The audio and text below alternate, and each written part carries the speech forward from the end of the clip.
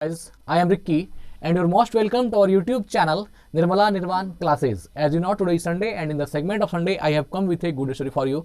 तो आज भी एक अच्छी और बेहतरीन कहानी लेकर उपस्थित हुए हैं और आज की कहानी का मैसेज भी क्लियर है। छोटी सी कहानी है, कोई ज़्यादा लंबी कहानी नहीं है। तो आइए कहानी का आगाज़ करते हैं। स्टोरी कुछ इस प्रकार है मित्र कि एक बहुत बड़ा साम्राज्य होता है और वहाँ का एक शासक होता है। जब साम्राज्य होता है तो वहाँ का एक शासक भी होगा, ये स्वाभाविक बातें हैं। तो उसी क्रम में क्या होता है कि वहाँ का जो साम्राज्य बनता है वह एक तरह से समझें कि लोगों के मतलब मदद से बनता है कि वो जिनको चाहेंगे उनको शासक बनाएंगे, इस प्रकार की व्यवस्था होती है। तो इसी क्रम में क्या होता है कि हर 5 साल में पर 5 ईयर में वहाँ का शासक चेंज होता है। मतलब कि अगर अब एक आदमी बना है तो फिर 5 साल के बाद वहाँ दूसरा आदमी बनेगा और जो एक आदमी बना है तो 5 वर्ष जब उसका पूरा होगा तो उसके बाद उसको एक ऐसे जगह पर भेज दिया जाता था जो कि घनघोर जंगल होती थी और वहाँ पर बहुत सारे जो है आत्मघाती जानवर रहते थे जो कि आदमी पर, इंसान पर हमला कर देते थे। इस तरह की खतरनाक जानवरें वहाँ रहती थी, बहुत बड़े जंगल में भेज दिया जाता था। मतलब कि कुल मिलाकर के कहना ये चाह रहा हूँ कि जब टाइम पीरियड पूरी होती थी उसके बाद आदमी को वहाँ भेज दिया जाता था। वह वहाँ की शर्तें थी और उसके अनुसार क्या होता था, वहाँ का जो जंगली जानवर है वह या वहाँ रहने का स्थान नहीं था, इस तरह की व्यवस्थाएं थी। वहाँ क्या होता था, जो आदमी जो शासक गया वहाँ उसकी हत्या, उसकी मृत्यु हो जाती थी। अब आप कहेंगे कि ऐसा कैसे हो सकता है कि साम्राज्य में, तो आप समझें कि ये एक कहानी है और कहानी को देखते हुए आगे बढ़ना है। तो एक साम्राज्य था, अब वहाँ पर जो शासक वहाँ बना तो उसके साथ भी वही हुआ, 5 साल शासन किया और वहाँ की शर्तों के अनुसार 5 साल के बाद जो है उसको गुड बाय कह दिया गया और उनको ऐसी जगह भेज दिया गया जो एकदम जहाँ की निर्जन जंगल है, आत्मघाती जानवर रहते हैं, वहाँ पर भेज दिया गया और उनकी हत्या हो जाती है। इस प्रकार क्या होता है, जो शासक बनता है सबके साथ ये घटनाएं होती जाती है, मतलब कि इस तरह की घटनाएं होती जाती है। इसी क्रम में क्या होता है, एक बार एक ऐसे व्यक्ति की बारी होती है जो गांव में उस साम्राज्य में सबसे चालाक और सबसे तेज रहता है। तो लोग उसको चूज करते हैं कि अच्छा ये बहुत तेज है इसलिए इसी को शासक बना दिया जाए। तो उनको शासक बना दिया गया और शासक बनने के बाद शर्तें वही 5 चीज़ की थी कि मतलब 5 साल की थी। 5 साल में अगर यदि वह अच्छा करता है तो ठीक है, नहीं तो फिर 5 साल के बाद जो है उसको उस जंगल में जाना था जहाँ की आत्मघाती जानवर लोग रहते थे।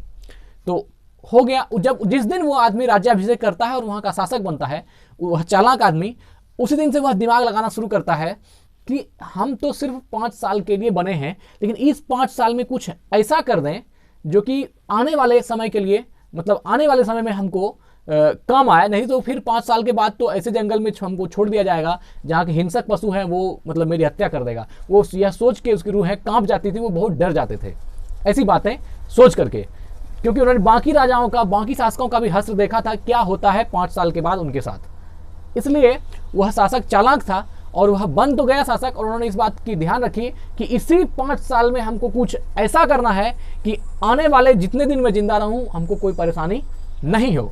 यह सोच करके उसने क्या किया कि जब पहला साल जिस दिन उसने शपथ लिया और वहाँ का शासक वो बन गए, उन्होंने जो जहाँ उनको जाना था 5 साल के बाद, वहाँ के जंगलों की छटाई शुरू करवा दी। मतलब कि वहाँ के जंगल को कटवाने लगा।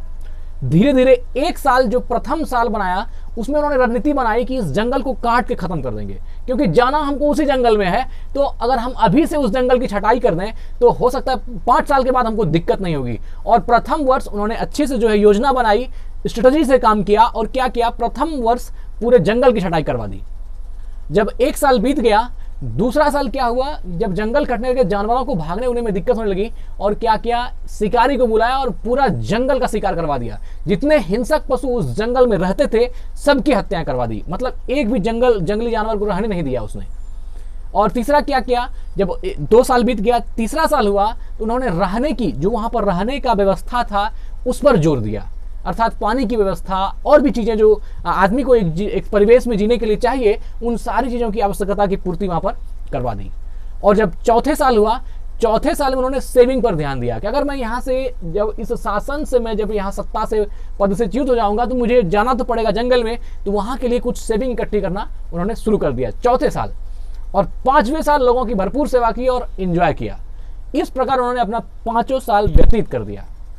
मतलब शासक बना और 5 साल की योजनाएं वो पहले ही बना लिया कि हमको करना क्या क्या है, और उन्होंने उन 5 चीज़ों को जो अपना एक नियोजित ढंग से उसको जो है करते गया, और वहाँ जिस जंगल में 5 साल के बाद उसे जाना था, पूरी तरह से उसको एक आदमी के रहने के उपयुक्त बना दिया।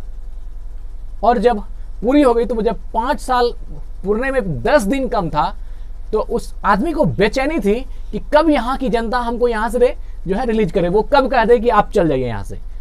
लेकिन बाकी शासकों के साथ क्या होता था, जो ही 5 साल पूरने वाला होता था, उसकी जो है हार्ट बीट बढ़ जाती थी, उसकी धड़कन तेज जाती थी कि अब तो हमको ऐसे जंगल में जाना होगा जहाँ पर कि सिर्फ हिंसक पशु होंगे और वहाँ हमको रहना पड़ेगा, क्योंकि वहाँ की जो सत्ता थी, वहाँ की जो शासन थी, उसके अनुसार ये शर्तें थी, तो उसको तो फॉलो करना ही था। लेकिन ये शासक बहुत चालाक था, इसने जाने से पहले 5 साल में अपना सारा व्यवस्था जो है वहाँ की दुरुस्त कर ली, और उसके बाद जब जाने का समय हुआ तो ये उत्सुक होकर 10 दिन पहले जाने के लिए तैयार हुआ कि अब हमको जाने दें। तो बाकी लोगों ने गुड बाय किया और वो आराम से गए, और चूंकि लोग उनको कोई भय था ही नहीं, क्योंकि जंगल भी खत्म कर दिया गया था, हिंसक पशु को भी मार दिया गया था, रहने का निवास स्थान 3रे साल में उन्होंने अच्छा कर दिया था, और 4थे साल में सेविंग भी इकट्ठी कर ली थी। मतलब कि टोटल व्यवस्था वो कर लिया था, और वो आराम से चला गया। बाकी जानवर देखते रह गए, क्योंकि बाकी जानवरों को खुशी मिलती थी जब राजा शासन कर रहा था, तो वो दुखी होता था कि एक शासक शासन कर रहा है। लेकिन तो उससे क्या होते थे, शासक जो है दुखी होते थे और जनता खुश होती थी। लेकिन बाद में क्या, इसके समय में क्या हुआ कि ये भी खुश और वो भी खुश, उसको भी लगा कि अब ये जाने वाला है तो चला ही जाएगा, लेकिन अंदर अंदर वह भी खुश है कि हमने इतना व्यवस्था तो कर दी है कि अगर मैं चला भी जाऊं तो कहीं कोई दिक्कत नहीं है।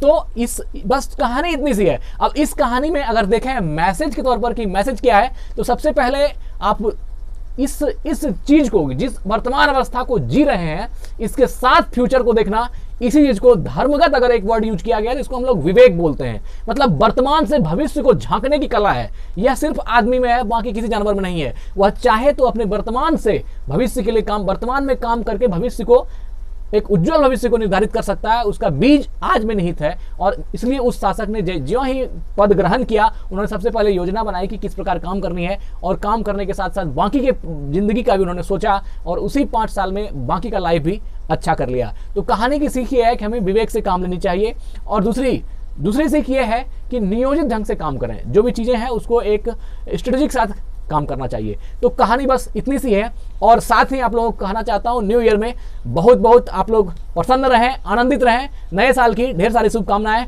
स्वस्थ रहें, ईश्वर आपको बहुत ही आनंद प्रदान करे और आपकी चेहरे की खुशी हमेशा बनी रहे। धन्यवाद, स्वस्थ रहें, अपना ख्याल रखें। Thank you.